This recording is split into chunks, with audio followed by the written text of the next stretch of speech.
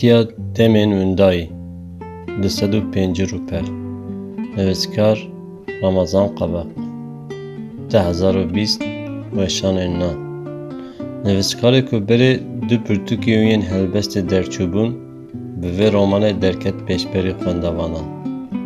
Romana ku lehengê wê di nava hindabûyîneka psîkolojîk de li rabordiya xwe vedgere, xwendevanan jî bi xwe re dibe berxwedana eşîrên hêverkan, çiyayê torê û koçbûna serokeşîr Hacı Axa. Leheng gava bîranînên xwe ji nû ve dijî, dîsa bi bîrxistinan encamê tifaqî û bêtifaqiyê nîşanê me dide. Gava hûn vê romanê bixwînin, wê şiyar wê jî ji van heyaman bibe dewr û dewranên berên yên eşîrtiyê.